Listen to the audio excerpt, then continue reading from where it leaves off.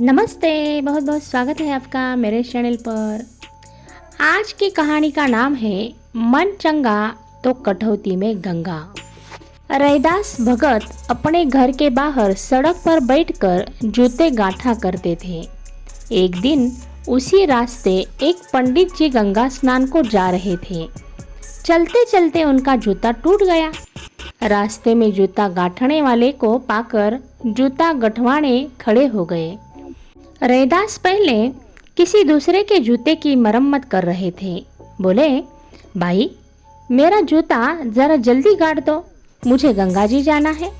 रैदास ने कहा, हाथ का पहला काम पूरा करके आपका करता हूँ, बैठ जाइए, जल्दी हो जाएगा।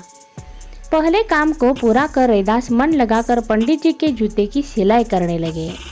पंडित जी बोले, अरे इतना बड़ा पर्व है, हम लोग दूर से चलकर नहाने आए हैं। तुम्हारे तो एक कोस पर गंगा जी है, क्या तुम नहाने न जाओगे?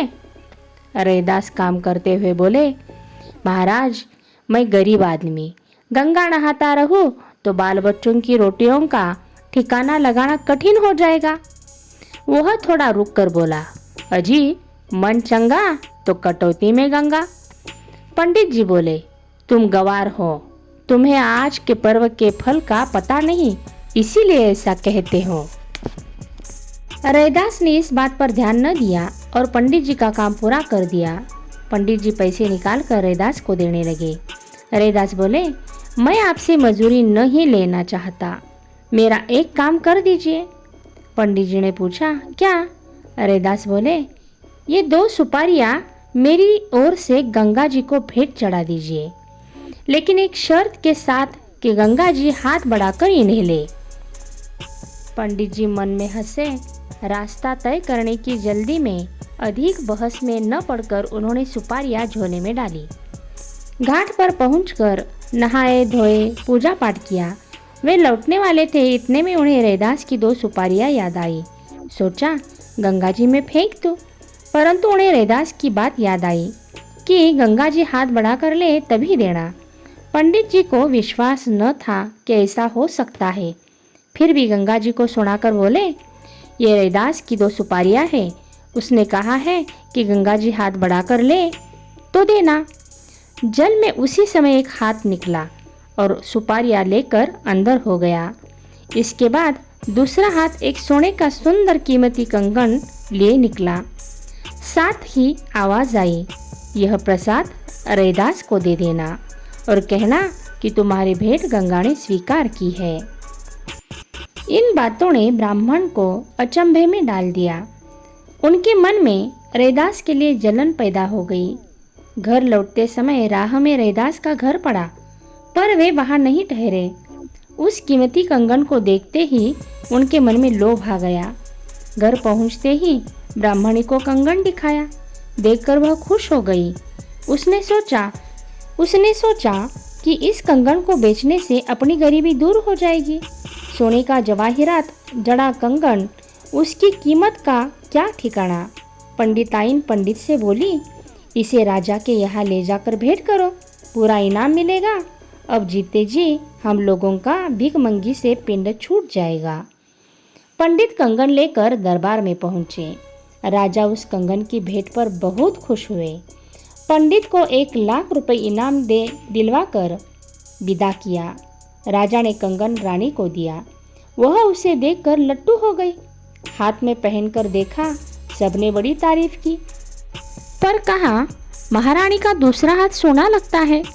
राजा के पास खबर पहुंची कि इसका जोड़ा चाहिए। राजा ने फौरन पंडित जी को बुलाया।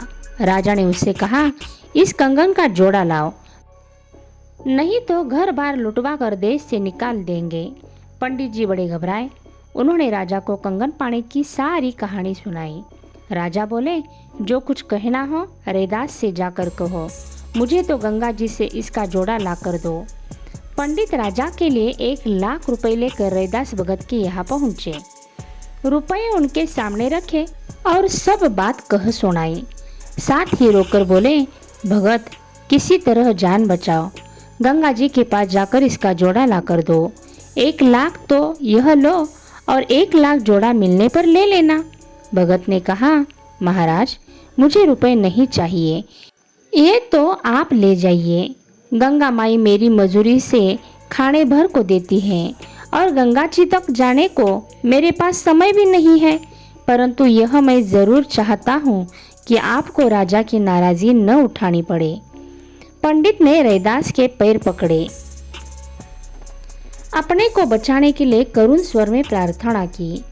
भगत रैदास ने अपनी चाम भिगोने वाली कठौती, कठौती का मतलब है लकड़ी का बर्तन, उस कटौती पर कपड़ा डाला और कहा, मन चंगा तो कटौती में गंगा।